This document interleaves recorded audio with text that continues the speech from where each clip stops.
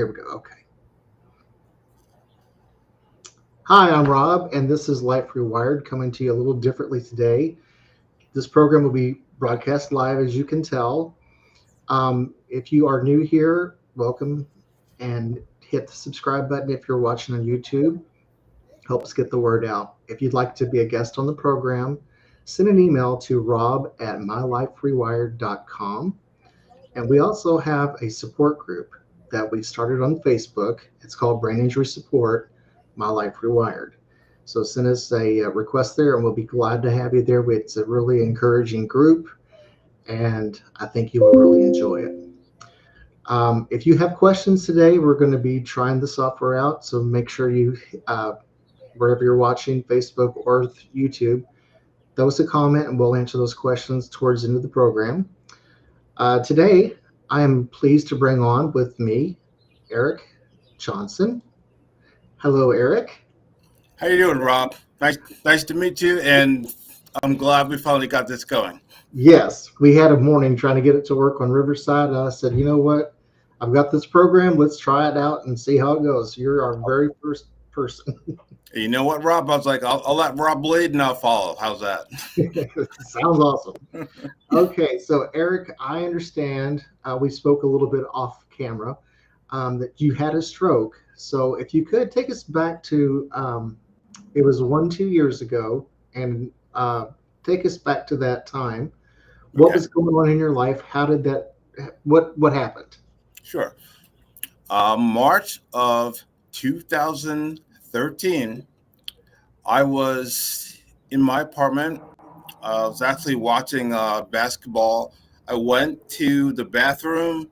I came out the bathroom and I started throwing up. And I don't throw up anymore.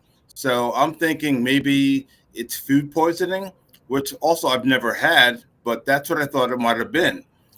What the difference was is after I finished, throwing up, I was weak. So I tried to clean up as much as I could, and I actually crawled to my bed. It was late. I crawled to my bed, went to sleep, hoping everything would be okay the next day. The next day, excuse me, I'm outside. Sorry about that. The next day, I woke up, put my feet on the ground, and realized I had no balance. So I just tried to just talk randomly and realized I had no voice. Oh. So I said, something's definitely wrong. I still didn't know what it was, but I knew it was something. It was something. Right. So when I did get to the ER, and luckily the hospital that I went to is about 1.5 miles from my house. So that helps. At the front desk or checking in, I'm talking to the lady, and probably because she's seen it before, I can talk. You can understand what I was saying, but she would pick out, every third word. Yeah. I realized what happened, and then, went back, got to the doctors, did all the tests, lying on the bed, and then he just looked at me and said, "You had a stroke." And I really had no reaction because I really didn't know everything that was going on. Yeah. So all day, basically he said, "We don't want you to leave until your blood pressure is way down." So most of the day was like fluids, rest. I remember I was lying down and the monitor was upper right, but I didn't have my glasses on, so I couldn't see the numbers. Didn't know if they were going down or not. Yeah. But when I went in, it was 190 over 110. It was up there. Wow. So finally, about maybe 3-4 hours later, I said, "Can I please have my glasses?" And it was down to about 160 over a 90.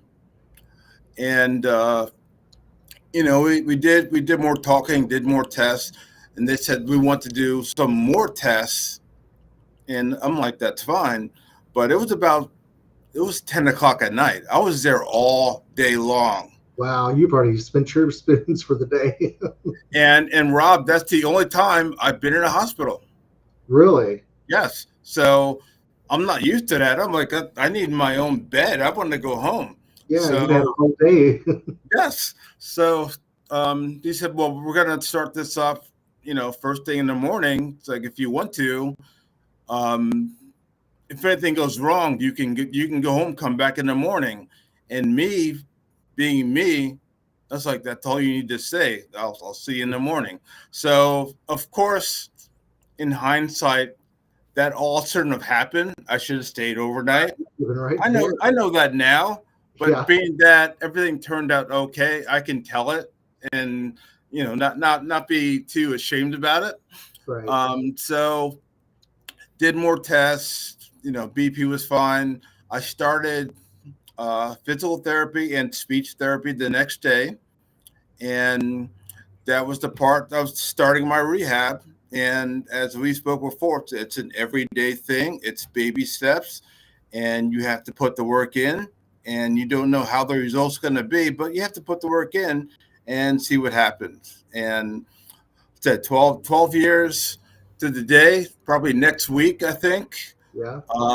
will be my 12-year like stroke anniversary or stroke anniversary. I can never say it.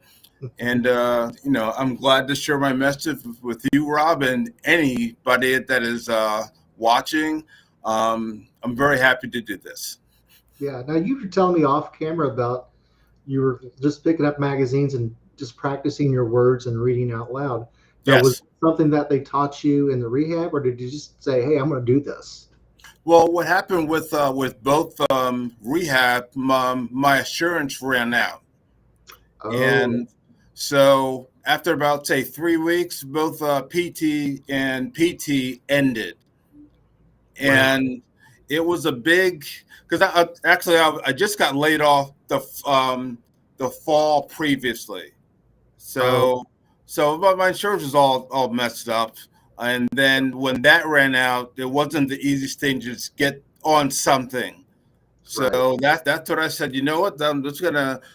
I know kind of what to do as far as maybe like balancing exercises, speech exercises.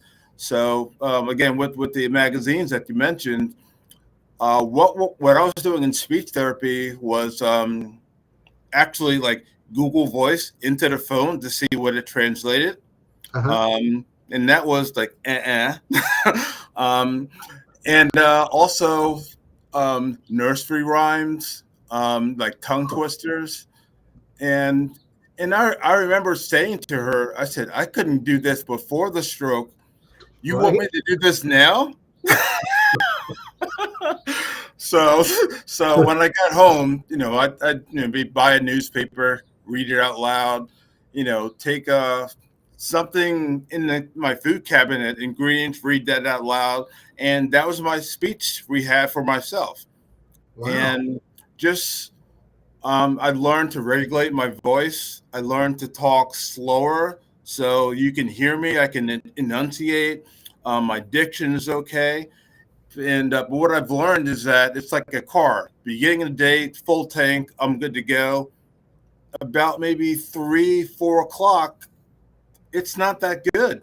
Right. If we did this, say like 7 p.m., and I talked majority of most of the day, you will Mhm. hear me like slur my words. You might not understand my words, so that's how I regulate my voice. If I don't have to say anything for 3, 4 hours after I wake up, I don't, because I want to save my voice, That and does, that was how my therapy went. that does make sense. And I didn't have a stroke. I had a brain injury, blunt Yes. force. But even now, like you said, later in the evening, my words are slower, Okay. depending on my headache level. If it's like raining and Yes. I've got a huge headache, the words come out. Sometimes they're not really words, and Okay. somehow my wife understands what I'm saying. That's great. Yeah. But like yesterday, every day's a question mark, and I'm sure that you probably experience this too. Do you have your days where you're not quite at your top peak? Yeah, it might luckily, like I said, the result of the stroke, I think I'm so much better off than most people because my stroke was physical. It Mm, wasn't mental. I mean, like speech is both technically mental and physical, but yeah, mine was all physical. So with me being a physical person, it was a challenge. So right, as far as anything else, like mentally, I never lost memory. I never lost what I wanted to say to someone. So I had that going for me. So I think I was in a better place to start than maybe most people. right, So I never had like a down days or anything like that. There were days where my balance not be as good as the previous day, but yeah, that's what I dealt with. So yeah, and the old adage, if something goes first, would like to be physical or mental. It's physical for me all day, every day, yeah. all the time. And I definitely would have struggled more if the mental aspect was part of it. So I And if got you very have lucky. to put in the work too, Yes, and you always got to put in the work because you never know the result. Yes, right? Every day's a challenge, and you got to keep it pressing is. on. It is. Yeah. Yes. And how fortunate, and I'm so glad to see that you've done the work and that you are up here instead of way down here. And I had my I had a I had self motivation, but also my parents have passed away. My dad, well, they were like grew up when in Harlem when Harlem was Harlem, so they have that in them. So and you can say my dad was your typical tough dad, and my mom was my mom. So you know how you have like the devil and the on your own shoulders. Yeah, on the shoulders. Yeah. Yeah. So when I was rehabbing, like my dad will be, I, I, it's more good cop, bad cop. Um, my mom would be the cheering mom, so she's a good cop. My dad would be, you know, what the hell are you doing in bed? It's already 5 a.m. Get up, do your rehab, and let's see what. So that was my motivation for both He of was them. really pushing you. Yes, yes. So dad was a discipline, and then mom was a cheerleader. So I figured if I could put in the work, mom will be like, that's great. So I had that great motivation as far as like everyday rehabbing for both, even speech and physical. So very good support system. Awesome. That's a big part of it too, is you have to have people behind you cheering Yes, you on. yes. And people like your dad saying, I'm gonna get you out of that bed if you don't get up, boy. If he was alive today, Rob, I might have rehabbed in like 4 months. It would have been like a boot camp. He might have started his own boot camp for stroke survivors. I didn't want to think about that. I was like, let me try this on my own. That's Whoa, sorry about that. you were good. Also, remind people watching that put your comments in. We want to hear from you. If you have questions, please put those in there and we'll answer them. And if you have anything specific for Eric to, if maybe you're a new stroke survivor and you want him to give Sure. you some tips, anything of that nature, just drop them in there and we'll check those here in a minute. Yes. So, Eric, is there what since your stroke, and I know it's taken you a long time to get to where you're at now. Um, what are you doing now as far as are you still working a job? Have you retired? Well, what happened?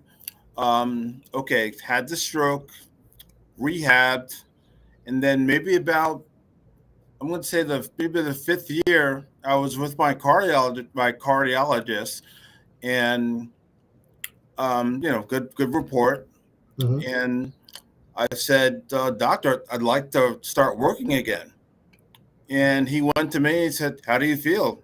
I said, I feel fine. So he's like, you can go back to work, but promise me one thing, that you work part time, just because not the grind, but the everyday work, aspect of it. I wasn't used to it. That was like say at that point about 7 years out of the mix. So Right. maybe 40 hours. Maybe I couldn't do it. So I said just do like 20 hours a week, see how it goes, and then progress from there. Yeah. So I did that for about 5 years, which takes me to pretty much last year, 11 years. I had a job, my first full time job in pretty much 13 years was Wow. with New York State. They knew about my stroke in the past, but there was no issues of me doing my work 8 hours a day, nothing at all. And that was important to me because like I know now I can do that. Mm. Um, the only issue was, and we're dealing with that right now, is my dexterity.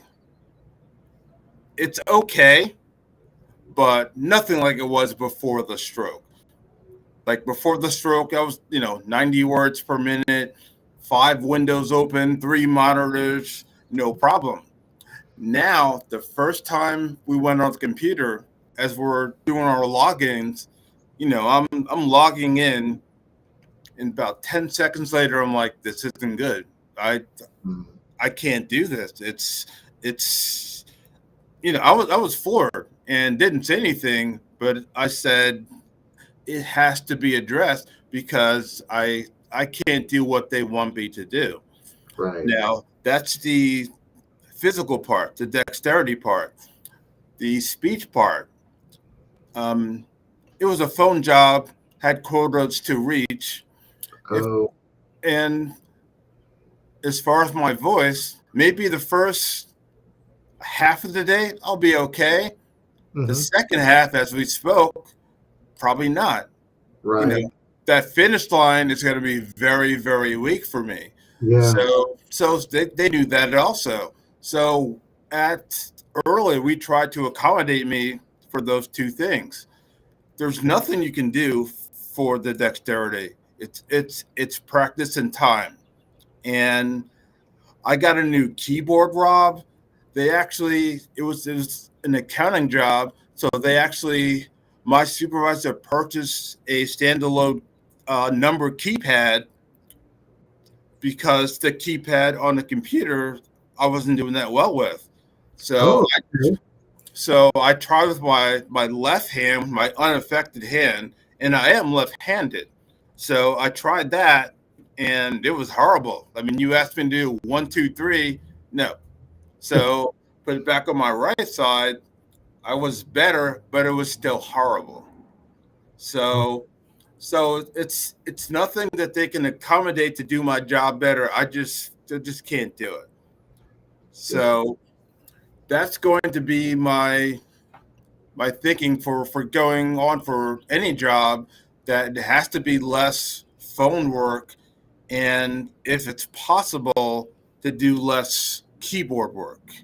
Yeah. And what I want to do, what I not ignore but put to the side when I was rehabbing, is I didn't do any like research or even this what we're doing now stroke wise.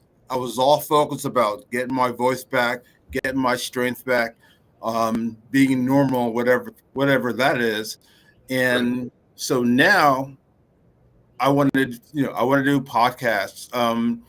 I have like live hospital stroke meetings that I go to. I want to do more of that. Talking to a friend the other day, his daughter actually does a lot of TBI work in the University of Connecticut, and I said, Oh. Okay. you know what? If they need a speaker, give me a call. I'm 2 hours from Storrs, Connecticut. So that's what I want to do now going on, and Cool. hopefully in the next month I'll definitely report back to you and say this is what I'm doing. The other stuff, it's more or less a job. This is more or less a passion. Yeah. So, I so get. that's what I like to do going on. Yeah. I get that. You want to spread the awareness, Of course, and you also want people to be prepared, things to look for. yes, And of course, I know you probably know a lot more about strokes than I do. Maybe But not. Who knows? what little I do know is timing is a lot of everything. My Yeah. wife's father, he had a stroke and he lived about a week. Um, Oh, yeah, it was really bad. okay. But timing. Yes. Timing is everything. You don't have a second to lose when you're having a stroke. Right. So I'm sure you probably will be speaking of that. Know what to look for and get the help immediately. And then, like you said in the beginning, um, them sending you home. I mean, Yeah. I can't believe they actually gave you that as an option. And I've told that story to maybe 10 people. They say the same thing. It Everybody. blows my mind. Yeah. Wow. Actually, Rob, the same friend I talked to yesterday, I said, I can write a book, the 10 things that I did incorrectly after having my stroke. Mm. And incorrectly in big, bold, highlighted letters. I'm like, this is what you don't do. Do the opposite of this, and you'll be so much better off than I was. You But should write that book. I mean, uh, think live and learn. I mean, definitely live and learn. I mean, it's art. My first, what I did, I live in upstate New York. A friend of mine from high school is works with American Heart Association in New Jersey. I reached out to her. She got in touch with the Albany chapter, and I met. Well, her name was Kathy, but I forget her exact title. But she's like, I'd like to meet you. Would like to talk about it. So we met at a Barnes and Noble at a mall to talk about what happened with me. And I told her that same story, and she looked at me like I had five heads. What is your problem? Why'd you do that? So everybody had the same reaction, Rob. I'm just checking the YouTube channel to make sure there's no one asking questions and I'm not getting them. I just Okay. don't want to make. I want to make sure we don't miss anything. So again, Okay. if you are watching and you have questions, drop them in the comments and we will answer any question that you might have. Okay. Um, Now, as far as your next plans and your speaking engagements that you want to do, have you started doing speeches yet, or is that something that's you're in the process of planning on doing? I have done some, very minimally. I would the stroke reading sometimes. I'm like the special guest speaker, so I'll do something for about 10 minutes or so. Mhm. There'll be like a Q&A session afterwards. So I've done that. I have. I'm trying to think. Done a few other podcasts Okay. to same deal that I'm doing with you today, and then I'm just I'm bad at networking, but I'm getting back into it. Like I told you about my friend whose daughter works with TBI. Maybe we'll do something with that. I have a friend who trains a lot of like psychology, sports oriented. Mhm. Some with brain injuries that are getting back into. So I talk to him. He's got contact all over the United States. So I'm starting that progress. Pretty much started maybe Friday or so, and so that's what I want to do. Whether it's just speaking, volunteering, or a job comes out of it, it's fine. But sort of roll the dice and hopefully have something, set up on a daily basis, and that's what I'm going to do as far as the stroke advocate part. You're probably like me. Any chance that you get to have a captive audience, you're going to talk to them. Yes, yes. I talk to waiters, anybody that will listen to me. I tell them all about brain injuries. So, Yes, and like some people, they like will ask you, do you mind talking about your stroke or your TBI? And most of them, I think that they're nervous to ask you, but I'm right. perfectly fine talking about it because I want to get back now. I can be an expert on having a stroke and recover it from it 12 years later. So I know what to do as far as myself, and hopefully that can help other people. Yeah. Did you ever play in your mind the game where you go, man, I wish I would have XYZ? Oh yes, Yeah. yes, I think yes. that's normal. Because like when you have a stroke, they administer the TPI, Hmm. and I think it's within 4 hours after after it's actually 4 hours before stroke symptoms. You're just supposed to be administered that, not after the stroke. So Oh, I'm wow. I'm well after say that 24-hour period, like when I went to the ER. So I was past that, and I was in. Actually, I don't think I knew about that then. So maybe the doctor said, well, he had the stroke this like 24 hours ago, and that shouldn't be administered because sometimes when that is administered, it's internal bleeding happens, and Hmm. it's like the doctor's call as far as how the blood flow is going. Is the clot lessening? Has it moved? So it's their decision to administer that, and then hopefully you don't get internal bleeding from that. So um, so the TPI part, because everybody asked me like, "Oh, did you get that shot?" And I said no. They're like, "Why?" But now I can tell them I was late as far as the time period to get that shot, and then knowing that I don't know the percentage, but maybe let's say 2 out of 5 get internal bleeding after that shot. That's too much.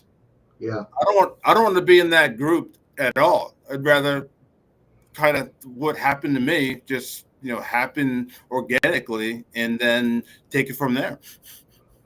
Yeah. And I think the people that are asking you about the shot, that they know just enough to be dangerous. You know, Yes, yes. they're aware of it, but they're not aware of when and why not to use it. Because I've heard that what happens is sometimes, like you'll call 911, you'll be in the ambulance on the way over. That's when they administer the shot. Because if Hmm. you're within 4 hours of stroke symptoms, that's when they do it. Yeah. That's why we need education. Yes, That's why that's so important. yes. Yeah. Okay, I'm gonna check one more spot before we hang. Rob, Before. Rob, I'm going to move inside to get my charger because Okay, I'm running low on battery. So give me about 1 minute.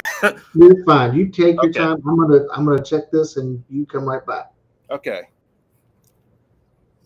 mean, I'll be on camera the whole time. I'm just moving. Okay, you're fine. And then what I'm gonna do is I'll edit this after we are done because it will all be on the YouTube channel, and then I'll re-upload it with the finishing touches, all polished and everything later. Well, apparently it might just be going to.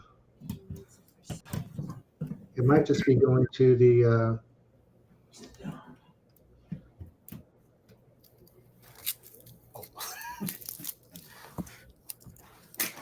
YouTube channel. Apparently. Okay.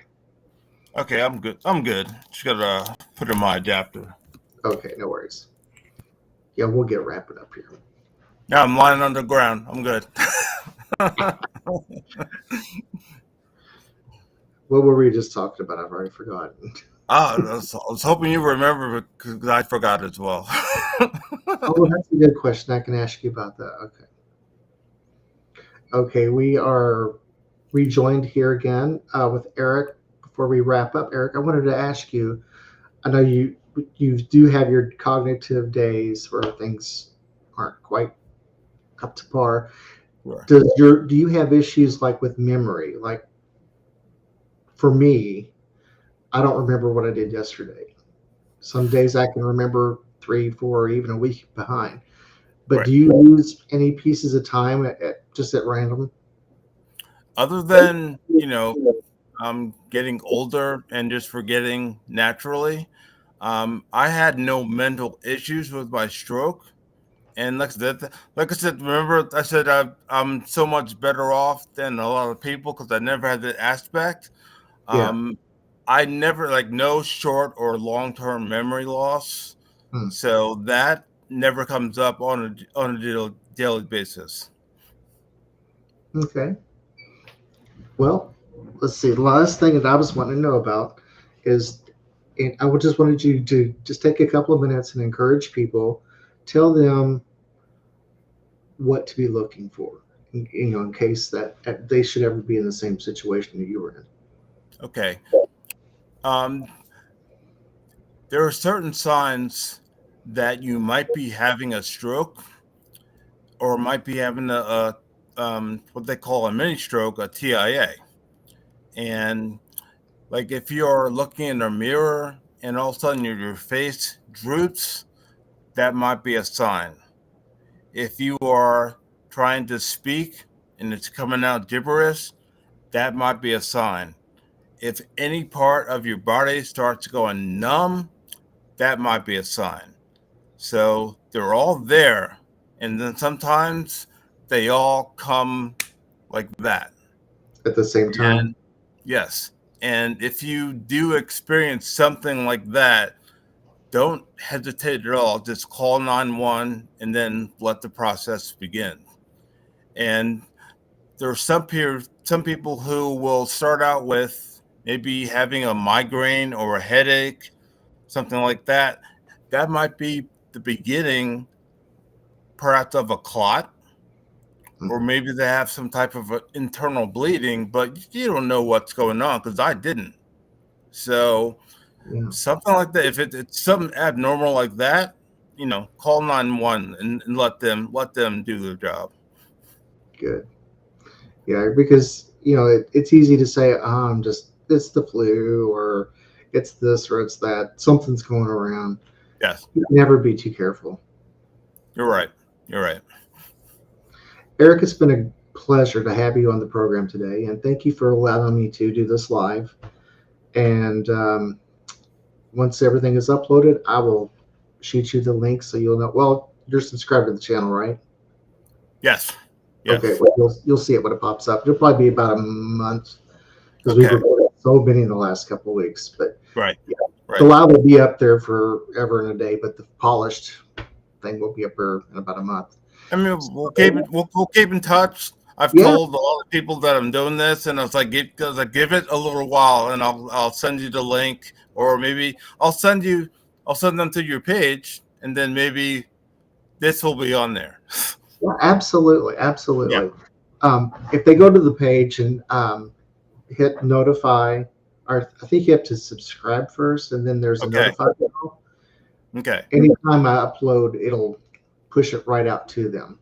And that's Otherwise, what I did because I told her to watch like maybe like 3-4 episodes, mhm. and like I was home in bed just searching, and I didn't move for about 3 hours. I was just watching you and new guests, and so yeah, that's what I did. I subscribed, and I'll certainly be watching it again this week for the next one to pop. Awesome. Yeah, we have a really, really great program coming up later today. Um, Okay. I, I did a three-part series with NFL Super Bowl winner George Visger. Uh, Yes. Yes. yeah, San Francisco, right? yes. Yeah, We I've thought I've read his bio as well. Yes. he's awesome. He is so awesome. We talked for almost 2 hours, and I said, we're going to do this as a three-part series. So it's going to be today, tomorrow, and then Monday. Okay. So that way we don't put, because people with brain injuries, we can't sit in front of the computer for 2 hours. It just doesn't No. work. No. No. So I thought, half-hour snippets would be a lot more doable. But he has an amazing story, which you probably already know his entire story. But Yeah. I'm gonna read up more on him, and definitely check out those sessions that you're going to do as well. I'm gonna see all three of them. and George will be on with us live on Monday at 7 p.m. Eastern. We have Okay. 6 authors, all with brain injuries. One is a caregiver of a person who had a brain injury, Okay. and it's going to be a great event. It'll be streamed on YouTube. It'll be streamed on the Facebook support group and Okay. my profile. But if you guys are watching this, watching on a YouTube, Okay. if you comment, we're going to have 6 awesome people. And I learned today, I don't know if you've ever heard of a place called Cognitive FX. I have not. No. Okay. They are out of Utah. I looked them up. They're really good for people with issues with cognitive Okay. um, brain injury. I think they might do stroke, but they're very intense rehab. But we have a doctor from there that's going to be joining us as well. So it's going to be a really Okay. great event. It'll be on for an hour and a half. If we go over, we go over. If Right. people are asking questions, we'll continue answering them. Because I But actually put it on my calendar. I did all it says is Rob on Monday 7 p.m. And I was like, yeah, I'll figure it out because I know you posted that, and so I'm definitely gonna spend that night uh, looking for you somewhere. yeah, you'll find me. I'll be out Yeah. there. So yeah, guys, thank you so much for watching today. Thank you to Eric for joining us. Thank you And very much for having me, Rob. yeah, my pleasure. We'll have you back again. You got it. Um, don't forget to hit subscribe. Don't forget to like it and comment below. I have learned since that by commenting, that helps YouTube say, this is something that people want to watch. And then they'll suggest it to new people. Okay. I know when I was looking for things to watch related to brain injury, I couldn't find what I was looking for. And now I'm getting all kinds of suggestions. So that's what our hopes and goals are for this to be suggested to people who are looking but can't find. Right. So, but just subscribing and making a comment, that helps us help others. So thank you so much again today, Eric. That I have really enjoyed this talk today, and I look forward to talking to you again in the future. See you Thank guys you, later. Rob. Same thing.